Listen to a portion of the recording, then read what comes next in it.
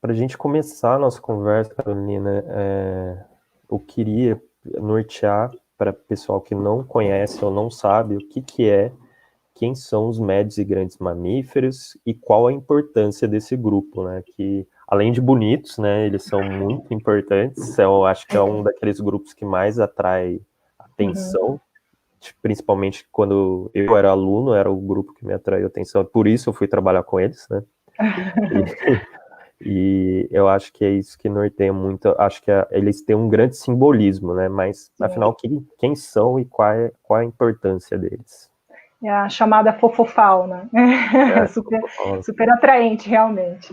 Bom, na verdade, é uma convenção que quem trabalha com mamíferos, os mastozoólogos, definiram como critério metodológico para coleta e análise em campo entre os mamíferos. Então, costuma-se dividir os mamíferos em 3 grandes grupos, né, de acordo com a metodologia que a gente trabalha em campo.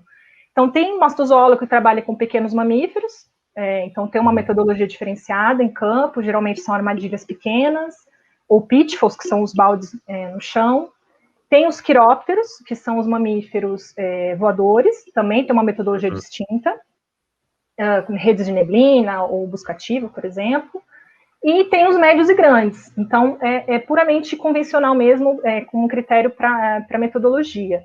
Os médios e grandes, tem pesquisadores ainda que consideram aqueles com porte maior que 1 quilo, tem pesquisadores que consideram maior de 2 quilos, e tem pesquisador que eu já ouvi dizer que considera que é aquele mamífero que, quando eu estou em campo e eu avisto ele, eu consigo realmente identificá-lo qual espécie que é. Então, ele também é considerado um mamífero de médio e grande porte. Então, dá para ver que é meio um pouco relativo, mas, no geral, a gente considera de médio porte de 1 a 20 quilos, né? Então, um gambá, por exemplo, até uns 20 quilos, e de grande porte de 20 quilos para cima. Então, uma onça de 150, por exemplo, ou uma anta, né, que é um mamífero de maior porte. Tá? Temos também os primatas, eles acabam entrando, quando a gente faz levantamento de mamíferos de médio e grande porte, quando a gente trabalha com essa comunidade, com esse grupo, a gente costuma inserir também os primatas. Mas existem os primatólogos que também, né, acabam utilizando metodologias distintas, tá, para trabalhar com primatas.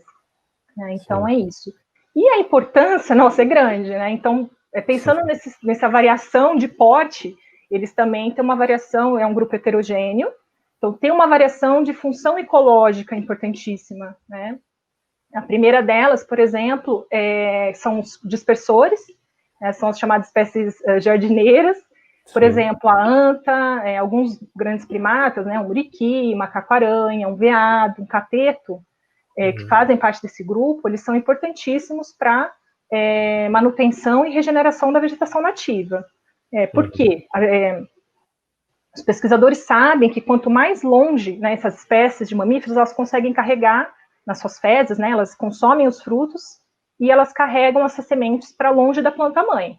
Então, quanto mais longe da planta-mãe, maior a chance dessa planta sobreviver. Então, daí a importância desses dispersores. E também temos os grupos, por exemplo, dos carnívoros, que também são desse pote.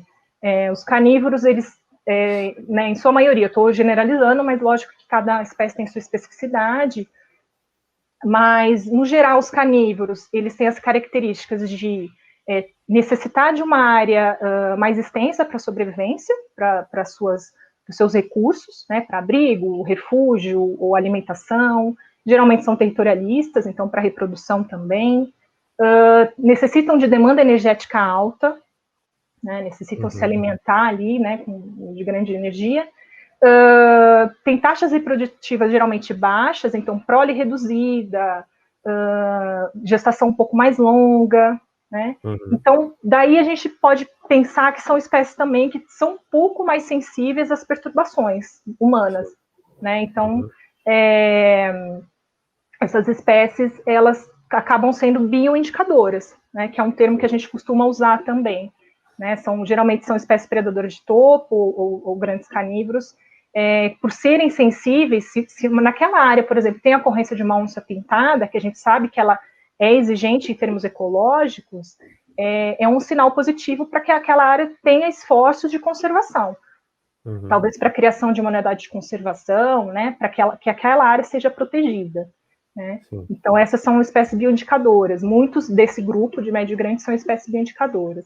E tem outros dois termos que a gente usa muito também dentro de conservação, que são espécies bandeira e espécies guarda-chuva. As espécies bandeira também são geralmente são espécies carismáticas, né? Elas são aquelas espécies que são símbolo, elas despertam o interesse nas pessoas, ou fascínio, ou medo, mas de qualquer modo elas despertam esses sentimentos nas pessoas. Então elas têm essa vantagem de ser usada como um símbolo, um mascote em projetos de conservação.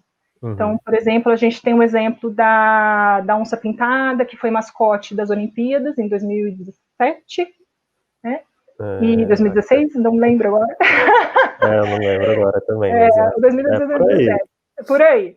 E, então, a onça pintada é uma forte candidata à espécie bandeira, né? A gente conhece ela, tatu-bola, ararinha, né? Não é mamífero, mas são apenas exemplos de espécie bandeira. E aqui cabe uma observação, né? Essas espécies bandeiras já têm essa vantagem para serem, né, de serem facilmente trabalhadas em projetos de conservação, mas a gente tem que pensar nas espécies que não são carismáticas, e elas também têm sua importância. Então, acho que o desafio está aí, né? Trabalhar nas espécies que não são bandeira. E um outro termo que eu falei é a espécie guarda-chuva. Geralmente são os predadores de topo. Então, se você tiver esforços, né, como elas estão lá acima da cadeia alimentar, né, são topo da cadeia alimentar, tem todas aquelas exigências que eu já elenquei, né, a área extensa de sobrevivência e tudo mais, se você conseguir conservar aquela espécie, você consegue conservar o que está abaixo dela, né, quer seja seu hábitat, as suas presas, então elas conseguem, né, englobar tudo que está abaixo dela, né, da sua conservação.